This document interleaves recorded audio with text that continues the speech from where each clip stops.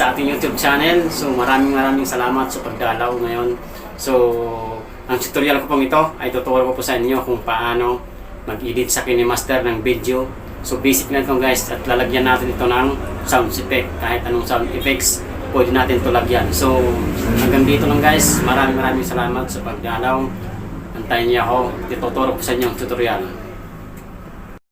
So dapat guys ay meron na tayong Chrome na dinownload, KineMaster.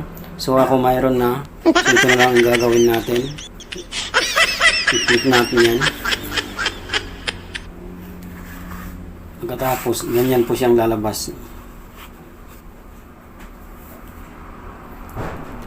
Tapos pipiliin natin yung bilog na malaki. Click natin. Medyo loading lang guys.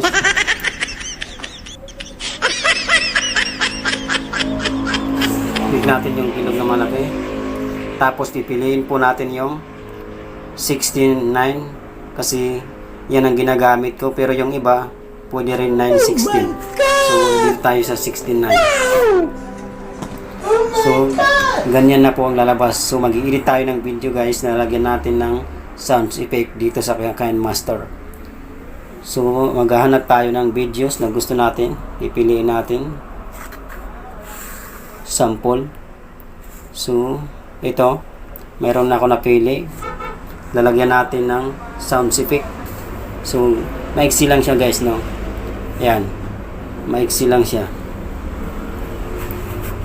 Ngayon ang gagawin natin, i-check natin sa taas itong parang check kung gusto natin yan i-edit dito. Ayan, click natin. Sorry guys na lock. So gusto natin yan i-edit natin, i-check na natin. Yan, so ganyan na yung lalabas. Pag ganyan na yung lumabas, i-play natin. So maliit yung boses, no? Ang gusto natin, papalakyan natin ng boses. Ito, i-post na muna natin, papalakyan natin ng boses. I-click natin itong mahaba na video. Yan, magkukulay yellow siya. Tapos pipili tayo dito ng, lagyan natin siya ng sounds, boses, papalakyan natin ito. Ayan, tapos sa mixer, i-adjust lang natin to. Ayan, tapos yung auto volume, i-check natin. Tapos save, check natin kung malaki na. So ayan, medyo nag-improve ng konti. Tapos ngayon lalagyan natin ng sound effect. Balik ulit natin, punta tayo sa layer, tapos punta din tayo sa media, hanap tayo ng sound effect na i-download natin. So ako mayroon na, dapat mayroon na kayo ready. So lalagyan natin. So ayan, tapos so, ganun siya lalabas, medyo malaki. I-adjust natin para lumiit. Lagyan natin sa baba. Tapos pwede natin i-adjust yung volume. Yan, ganun ulit. Check. Tapos subukan natin i-play.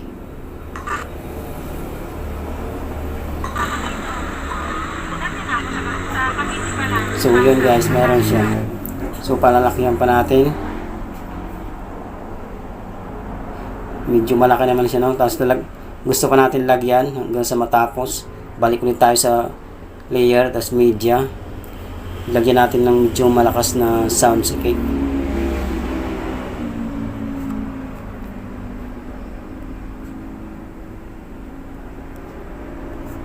So ito.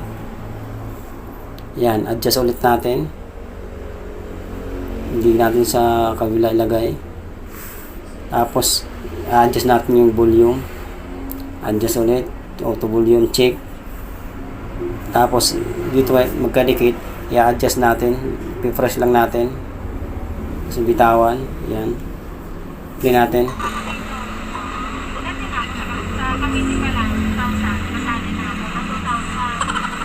So ayan guys, meron siya lang.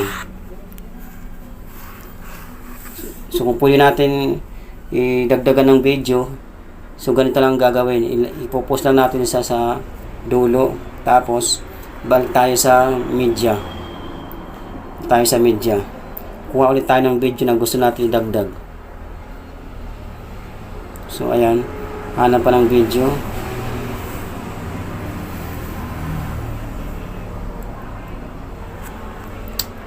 So ito gusto idagdag, ayan. So ganyan lang siya guys, no. Tapos pwede mo palakyan ng boses. Ayan. Play natin, subukan natin.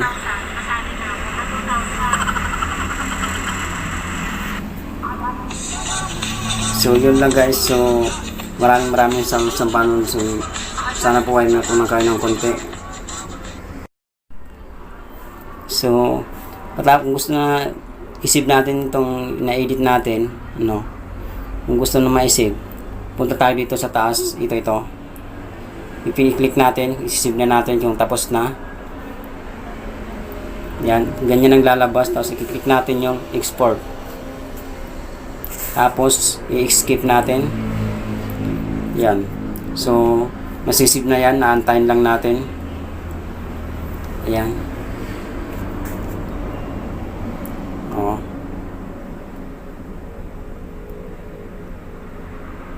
Yan.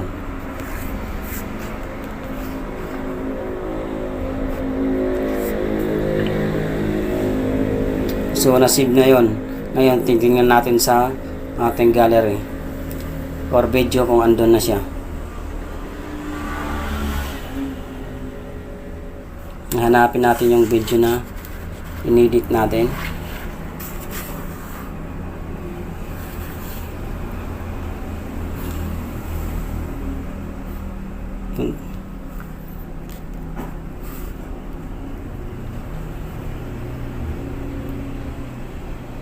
So ito na yung guys. Oh. Ito na yung in-edit natin kanina.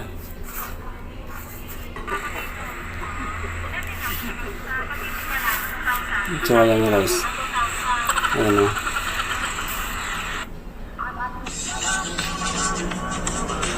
So yun na guys. Na-save na siya.